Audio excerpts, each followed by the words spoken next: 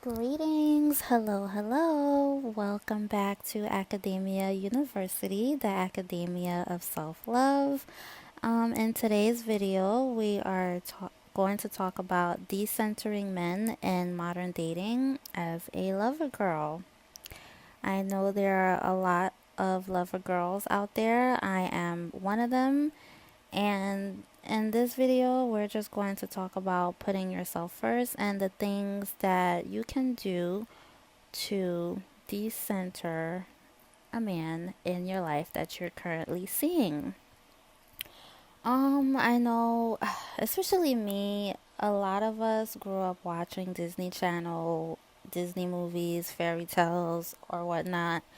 And especially if you have a mom who's a hopeless romantic, because I know I have one, and she is a lover girl as well. And our bonding time was through watching romantic movies. And that's how we bonded. We used to watch a lot of telenovelas.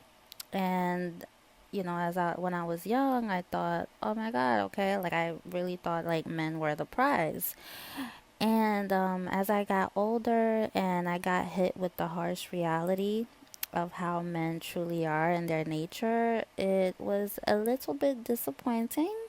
But it was disappointing because, like I said, what was portrayed in television wasn't 100% accurate. Like, it wasn't real. So it just basically was like a slap in the face. But don't get me wrong, like, I'm not saying that, there are men out there who's not like the men in the movies. Um, there are. I'm not saying that to put you down or to make you lose hope in finding the love of your life. They are definitely out there, but um, I just wanted to share this video to give you a couple tips and tricks on how to basically not make yourself do the chasing and, let the guy, you know, vet for himself. But yeah, like I grew up watching the romantic movies. My mom wasn't really straightforward with me when it came to dating. She didn't give me the pros and cons of dating. She basically just made me go out there to fend for myself, and I know a lot of us probably went through the same thing. So as I got older and I got to learn, I set up certain rules for myself so that way I am not out here just crying and just waiting for that special someone and wasting my time. So let's get started. So, one of the things that I do, number one, is not saving their numbers. Saving a guy's number back in the day was basically setting myself up because I was always doing the texting, sending the good morning texts. I'm a chatty person. I like to chat, and as most of you probably know, some men are not chatty. Most men usually aren't. So basically, I would be the one carrying the conversation and sending all the texts like, hey, how are you? How was your day? Oh, what did you eat for breakfast? Like, it just signals that you are putting them as the prize and that you're prioritizing them instead of yourself. And to the wrong guy, he's just going to take advantage of that. So, not saving their numbers and deleting it as often as you can so you don't triple text or send that good morning text all the time while he's just sitting there letting you do all the work is definitely a must. So what I would do is if I get a guy's number, we would text, and when I notice that I'm the one doing all the texting, I'd basically delete the number. And if he's a guy who's there to waste your time, the trash is basically gonna take itself out and he's not gonna text as much, so that just lets you know that he was gonna be a waste of time. But if he's constantly texting you and doing most of the chatting, then that's when I'm like, oh, okay, so he's serious. I mean, well, it just gets to show you that he's consistent, basically. So what I would do is I'd delete the numbers as much as I can, and the only time I would save their phone numbers is if I got to see them a couple times. If he took me out on multiple dates, like 3 dates or more, then that's when I'm like, oh, okay, he's being consistent, and I saved the number. I also do not memorize the number. I try my hardest not to memorize the number so that way I do not get attached. And let's say something goes wrong and we end up not working out, instead of pouring your heart out and just sending paragraphs and stuff. I completely, because I don't remember the number, I just don't text him. And yeah, it's just been really, really nice. When I tell you that is the key to not getting attached to someone, is not saving their phone numbers, okay? So, yeah, that is number one. Which brings me on to the next, number two, not asking for their social media. So, yeah, that one is a little difficult because majority of us have social media like Instagram or whatnot. And I noticed ever since I stopped doing that, it has been super helpful towards my mental health because back in the day, I know I'm putting myself on blast, but I'm just gonna say it like, probably we used to do that. Most of us probably did. If not, kudos to you and I admire you because, yeah, that was a nightmare.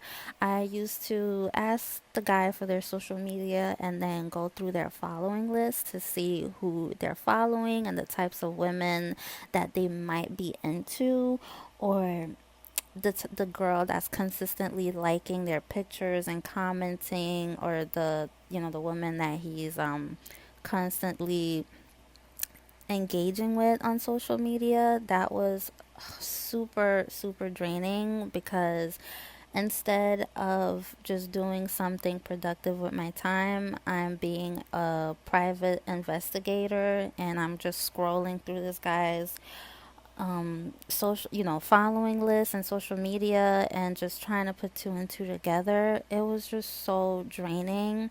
And honestly, like, not that I'm trying to put anyone's confidence down, but there are a lot of women, pretty women on social media, and there's always going to be that one pretty girl, and especially if he is engaging with her on social media, it's going to basically make you, I don't want to say make you have low self-confidence, just kind of put you down and overthink, and comparing yourself to that woman and just asking yourself like, oh my god, like, what's going on? Like, it is just too much.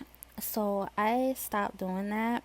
And if he's very persistent on getting your social media, or he doesn't believe you, just come up with some lie like, yeah, no, I'm sorry. I'm no longer on social media because it is detrimental to my health. It's draining. I am on a level up journey, and I noticed that social media has been a huge distraction, and I'd like to, keep it away for now.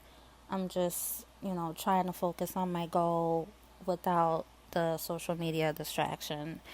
And if he doesn't want to accept that, then it is what it is. But to give you a peace of mind, not having their social media is so peaceful, especially if you notice that they're friends with their ex, and we always end up finding out who the ex is, like, let's be real. And if the ex is like super pretty, or she's living like a lavish lifestyle, now you're comparing yourself to her lifestyle and her looks, it's just very, very draining, and I would suggest to not do that. But if you're one of those girlies who has self control, kudos to you. I truly admire you. for that. But if you're one of those girlies that tends to snoop around and, just can't help themselves and to go through his following list or mutuals, then I would suggest not asking. Which brings me to the next one. If you do have their social media and you're one of the girlies that have self control, I would recommend to basically, like, all those memes, what one man do another will, especially if you guys are fighting. I would recommend to not post that because it just shows him that you're basically giving him all your energy and you're throwing subs. It just makes you look really insecure and it's just too much. And men, I'm gonna be honest with you, they're not doing that. They're not going through your following list. They're not trying to see what type of guy you're into or the types of men that you are specifically attracted to. They're not doing that, so why are we doing that? You know what I'm saying? It's like, keep the same energy that they have. But yeah, if you do have them on social media posting silly memes, that's towards men and just throwing subs and all that nonsense, I would suggest to not do that. If you have a fake account, that would be great. I always suggest having a fake account so that way you're able to like silly memes, or if you want to post like a subliminal message, you at least you get to do that on there without anyone judging you. But when you're doing that and specifically targeting towards him, it just shows you that he's in control of your emotions, and we're not doing that. Nope, nope, nope. It's 2025. We need to learn from our mistakes and do so much better instead of giving these dusties our energy. We're not doing it. Also, some men I notice, they like to ask women or the girl they're talking to for their social media so they could snoop around their followings and request pretty women.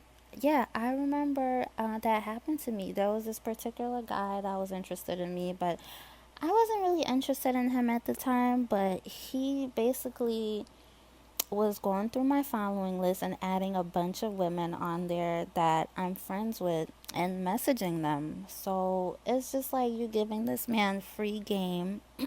Sorry, pardon. You're giving this man free game and he's using your social media platform to find his new potential suitor.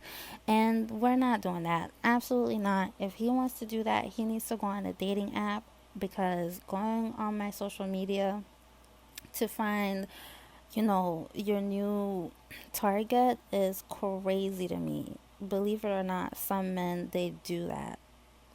Just throwing it out there. So, yeah. Number 4, keeping yourself busy. I know it's really hard, like when you're dating someone and the attraction is strong in the beginning, you're in that honeymoon phase, you always want to be with him.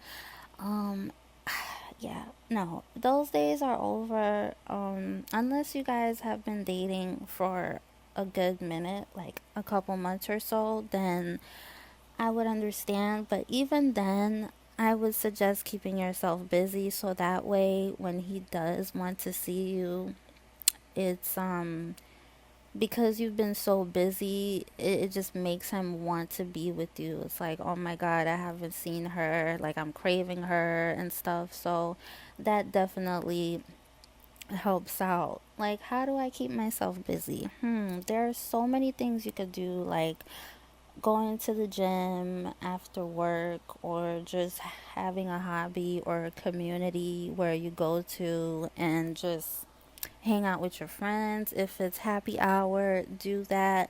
Don't just go straight home and just text him like, hey babe, I'm home, how was your day, this and that. Like, you have to keep him on his toes. You have to show him that, hey, like, this girl, she be going out. And you know when you're one of those girlies who go out to social events all the time, people see you. Like, you're gonna attract, especially if you're very attractive, you're gonna have eyes wandering, looking at you and stuff. So when a man sees that you're always going out and stuff and keeping yourself busy, he is going to be on his toes. But if you are a homebody and you're always at home and all you do is just work, go to sleep, come home, it is just like, I mean, there's nothing wrong with being a homebody, but like I said, you want him to see that you have a life and that if he ends up not being in your life anymore, that you're still keeping yourself busy and you're not sitting at home crying and just waiting for him to get off work and text him and all that nonsense. Yeah, no, we're not doing that anymore. So brings me on to the next, standing firm on your boundaries. Ladies, I know this is really, really hard, but you have to. This is really important because if there's something that you don't tolerate, especially if you have mentioned it with him and he crossed those boundaries, you need to stand firm on that because once you allow a man to continue to cross your boundaries, he's going to keep testing that and it's just basically going to give him more power over you and control. So, whatever it is that you're not okay with, you need to let him know right then and there, and that's it. And if he continues to test your boundaries, it just goes to show you that he doesn't really care for you. So you always need to make sure, like, hey, these are my boundaries. Like, if you cross them, then I'm out the door. Because let's be real, when you cross a man's boundaries, he doesn't give you as much chances as we often do as women. So we also need to have that same energy because then it shows him that you're not really serious and you're just talking just to talk. So definitely stand on that 10 toes down. Okay?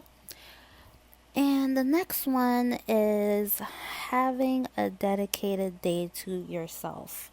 This one is really important because how do like it's like similar to keeping yourself busy, but there has to be a day that he knows that okay, this is her day and I'm not gonna bother her because let's be real, when men are hanging out with their homeboys or if they have a bonding time with their dads or their mom or whoever it is that's special to them in their family, they make it known right then and there. They let you know, hey, this is the bonding time with so and so, and I need you to respect that. And they let you know, and they make it so clear that if you cross that, then you have to go. So you also need to have that same energy as well, whether it is a Saturday or a Friday. Um, Definitely have that to yourself, a day where you can watch your comfort movies, you can create your content on YouTube if you're just learning like an arts and crafts or whatever it is. Definitely make sure that you are standing firm on that and he knows that hey, you know, this is her day and I respect that, and it just shows him that you have something going on for yourself and that you love yourself enough to have a dedicated day to yourself. Because if we're being honest, when we're dating a guy, we tend to basically free our schedules for them and they can come in whenever they want because you're so in love with him, or you're so infatuated with this guy that whatever time he feels like coming to see you, that's okay. Some like no, some days you need to be like, hey, this is my day. Or even if you don't have a designated day to yourself, sometimes you have to be like, no, I need a self-care day. Because when they're out with their homeboys, like I said, they let you know, and hey, I'm gonna be out with so and so. Like, they're very straightforward with that. So you need to do the same as well. And doing that, I'm not saying to do that as out of spite. It's just to show him that, she has something going on. She loves her quality time with herself. And yeah, it just shows that you have self love. Like, it's not a out of spite thing, it's just something that you need to do. And honestly, it's really good because once you start doing that, you're gonna be like, oh my gosh, this is great. Because let's be real, spending time with them sometimes they're messy, and you need to have one weekday, one weekend to yourself where you can meal prep and do what you have to do instead of just letting time go on and this man is just chilling on your bed watching Netflix and you didn't do anything productive. So having that designated time to yourself, being productive and getting things done, is basically putting yourself first, because you're not just laying on the bed all day and just wasting time just to spend time with him. Like, you actually have that day, hey, that day is coming forward and I'm going to get this done. So you're basically setting up goals and tasks for you to complete. And yeah, that's honestly, I started doing that and it's been the best thing ever. I have been very productive, and doing that has been super helpful towards my daily life. Which brings me on to the next is investing in yourself. A lot of women, when they're dating, they tend to let themselves go because they're focusing so much on that man and putting himself first in everything that they completely forgot about their goals that they want to achieve or the things that they want to accomplish in life. And yeah, no. 2025, we are investing in ourselves because at the end of the day, men, they always put their career first, and they always, if it's video games or whatever it is that they really, really like, they make sure that they do those things. So, investing in yourself, still go to school, don't stop and be like, oh my God, like, no, I'm gonna help him with this and that. You need to help yourself as well, because if this man ends up leaving or if things don't work out between the two of you, now you just wasted so many time where you could have accomplished this goal and continue leveling up. But because you stopped doing those things just to give him all of your time and attention, you let yourself go and you haven't accomplished anything. And now you're starting from scratch, heartbroken and, devastated. Like, no, we're not doing that. And I also say that because I have experienced that. When I was living with my boyfriend for 3 years, I have wasted 3 years of my time because, I was constantly cooking for him, cleaning after him, and doing all that nonsense where I could have been going to school, taking classes, especially when he was helping me with rent and the utilities. I could have saved some extra money on the side, but because I was so young and naive, I was just putting all my attention on him, just making resumes and just, oh, let's go there, let's go there. Oh, this weekend, let's do this. And just rushing home from work just to spend time with him. Whereas I could have signed up for some classes, I could have had another degree, like I could have definitely leveled up. So if you're living with a man and he's helping you with expenses, I definitely recommend having a secret savings account and just finding something to do to help you level up so that when you guys do break up, you're not in a devastated state and you're able to level up and continue and move on with life instead of just starting from scratch with no savings. Because there are some men that are bitter out there, and if you have a savings account, I would suggest to keep that secret instead of telling him everything, because some men are very petty, and if they do know that you have something going on, especially when it comes to money, he's gonna try to get a piece of that, and yeah, we're not doing that. So if you could keep that secret, that would be 100% great. And which brings me to the last one, being realistic.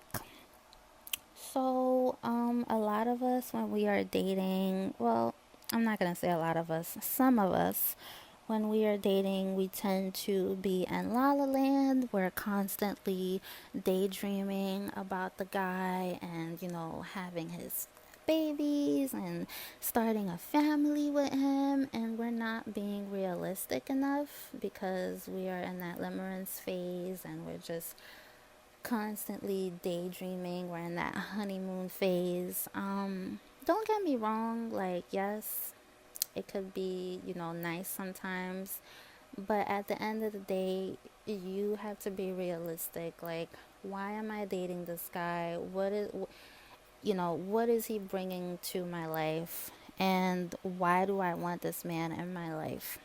Like, we have to start being realistic. I feel like that helps out a lot um, when we're dating, because some of us, we're just focusing on the honeymoon phase so much that you end up wasting years or months of your time, and the whole entire time he was never your type. You were just with him because you were lonely. And yeah, no, we're not doing that anymore. So, I mean, unless you're dating just for fun, then okay, you can be in your honeymoon phase and enjoy the moment while it lasts.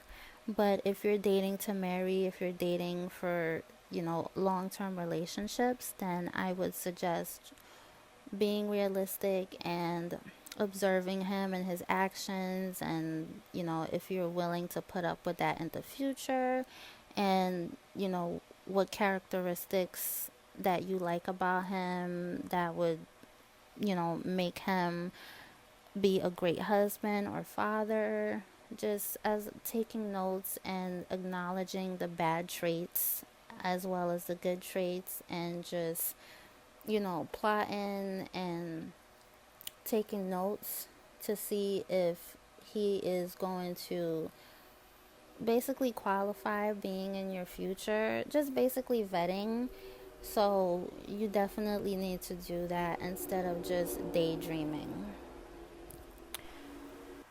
So, yeah, these are the things, the small things that I do that has helped me a lot in the dating world. And it has been super helpful. And if there are any tips and recommendations that I haven't mentioned in the video that you would recommend that would be helpful to our subscribers and followers, feel free to comment on the video below. But once again, thank you so much for clicking on the video and watching it all the way through. I am really grateful for that. As I stated before, I am new to this. This is a new journey for me, and so far I am enjoying it. And I want this to be your safe space, because some of us don't have the big sister that would tell us these things. And I wish I also had someone to give me these tips and tricks, or just advice basically. So I truly appreciate you for clicking on the video and watching. So yeah, thank you so much for listening, and I hope to see you again on the video. And thank you. Thanks for watching.